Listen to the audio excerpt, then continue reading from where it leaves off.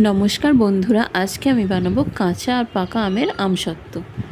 তার জন্য আমগুলোকে প্রথমে ভালো করে ধুয়ে নিতে হবে। এবার এর খোসাটা ভালো করে ছাড়িয়ে নিতে হবে। তো দেখো, আমগুলো ছাড়িয়ে আবার ভালো করে ধুয়ে নিয়েছি। এবার আমগুলো একটা কড়াইয়ের মধ্যে দিয়ে দেবো।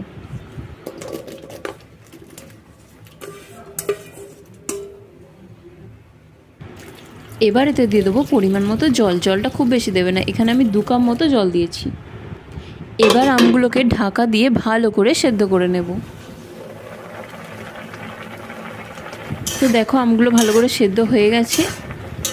এবার ভালো করে আমগুলো ম্যাশ করে নেব। আমগুলো এমনি গলে গেছে, খুব সহজেই ঘেটে নেওয়া যাবে।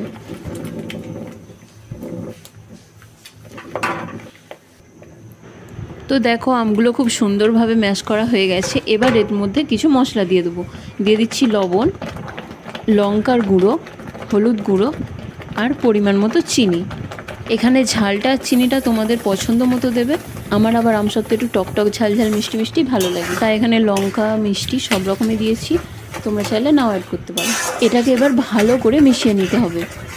আর এটা একটু ঠকঠকে ভাব আসা অবধি নাড়িয়ে যেতে হবে। তাহলে এটা রোদে বেশিক্ষণ রাখতে হবে না, একদিনেই হয়ে যাবে।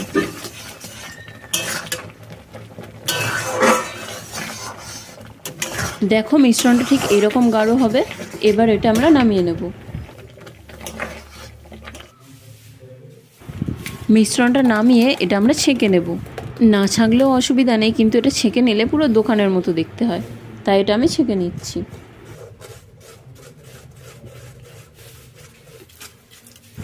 তো দেখো, এটা আমি ছেঁকে নিয়েছি। এবার আমি 2টো প্লেটের মধ্যে অল্প করে সরষের তেল ভালো করে মাখিয়ে নেব।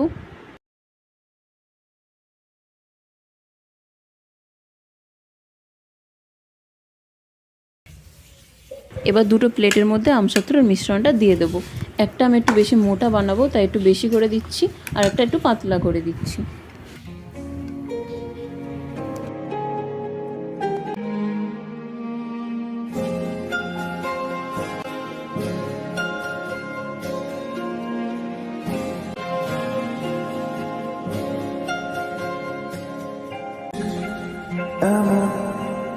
এভাবে তুই থেকে যা স্বভাবে।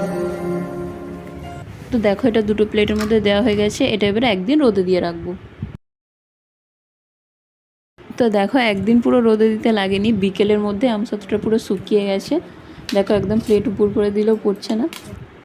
এবার আর কি, এবার পছন্দ মতো শেপে কেটে নিলেই আমাদের আমসত্ত্ব একদম রেডি হয়ে যাবে। তো দেখো, আমসত্ত্বটা কত সুন্দরভাবে উঠে গেছে, কারণ এটা প্লেটের মধ্যে আগে তেল দেওয়া ছিল। তো চলো, আমি এগুলো এবার সুন্দর করে কেটে নিই। কিছুটা আমি রোল করে নেব, আর কিছুটা দোকানের মতো পিস পিস করে কেটে নেব।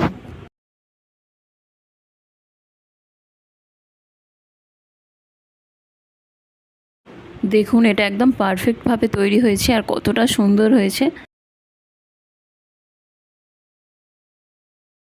এটা বাচ্চা থেকে বড় সবাই খেতে খুবই ভালোবাসে। দেখুন কত সহজেই উঠে যাচ্ছে। তো এইভাবে আমি সবগুলো কেটে নেব। আমি বুঝেছি ক্ষতি নেই, আর তুই ছাড়া ছুঁয়ে দেয়া বলতে যাবে ভিজে যা। আর এগুলো আমি রোল করে নিচ্ছি। এটা যদি ঠিকঠাক না শুকাতো তাহলে কিন্তু এটা রোলটা করা যেত না, ছিঁড়ে যেত। অনেক দিন সংগ্রহ করা যায়, আর ফ্রিজে রাখলে এটা 2 থেকে 3 বছর অবধি ভালো থাকে। তাহলে আর কি, এই রেসিপিটা ফলো করে বাড়িতে ঝপাঝপ বানিয়ে ফেলো দিয়ে টক ঝাল মিষ্টি স্বাদের আমসত্ত্ব। আজকের রেসিপিটা কেমন লাগলো অবশ্যই কমেন্ট করে জানাবে। সবাই অনেক ভালো থাকবে। টাটা।